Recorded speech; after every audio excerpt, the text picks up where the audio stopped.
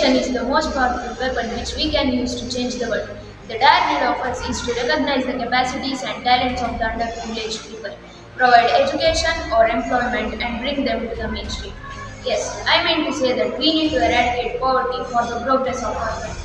Salutations to the members of the jury. I am Srinivas with my teammates Samarthas and Akash of Class 9 from Vijay Vittala Vidyashala, Mysore. We would like to highlight and present the present data on begging class and find remedies to uplift them for better society. The father of our nation says poverty is the worst form of violence. Our main innovation is to gradually bring the begging class towards the mainstream and consider them one among us. What could be the reasons? There are many factors contributing for the people who are living below the poverty line. One among such reasons is begging. India ranks 4th in the begging in international ranking. It's a very pathetic scene to see the beggars in the road begging for alms. In spite of the verdict done by the Supreme Court that begging is prohibited, yet our country is facing a major constraint which is paralyzing the growth and the stability of country's economy. The state and the central government have propagated many schemes to curtail begging and to enroute them towards the mainstream. Yet it's not yielded the expected results. Our proposed project not only aims at the eradication of begging but also in reducing poverty and help the nation to become begging-free nation and stabilized economy. Now my friend Akash will explain you about the status of beggars in India. Thank you, Srinivas. Let me highlight the status of beggars in India.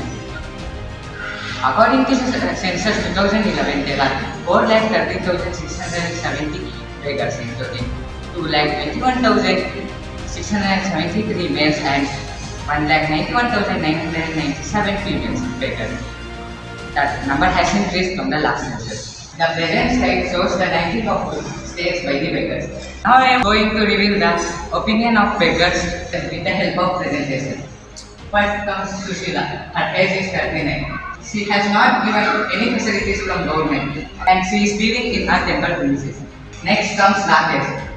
His age is 34 and he is getting 1,000 rupees per month in the form of pension. And he is ready to do any work and he is also living in temple premises.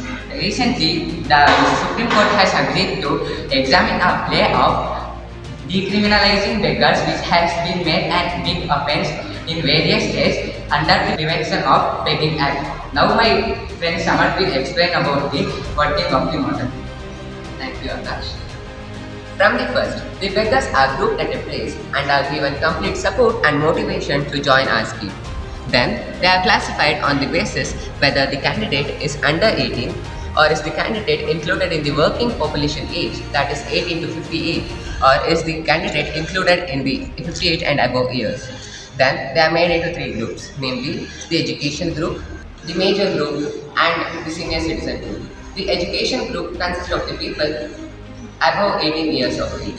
A Sanskrit quote says that Anena Shadikhatitihi Yavat Jivam Chavidya. That means that education plays an important role in one's life and offering it is as important.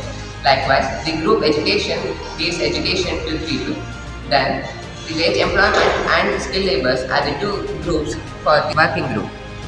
Here, they are given trained and they are given here for the contributing in the country's economy. There are many skills such as pottery, painting, weaving, tree climbing, farming, and so on.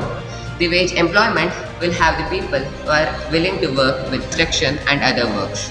Here is the static model representing it. The senior citizen group will have the people who are above 58 years and they will have the basic amenities of such as food, cloth, and shelter. The main objectives of this scheme is eradicating begging, reducing poverty, strengthening self to earn livelihood, and so on. The main innovation is that to rechannelizing the begging class towards the labor class and rechannelizing youths engaged in begging towards employment. I would like to conclude by saying that the people who are engaged in begging are socially, economically, and educationally deprived, and they are going to get all these facilities by our scheme, and they are going to be considered one among us. Thank you.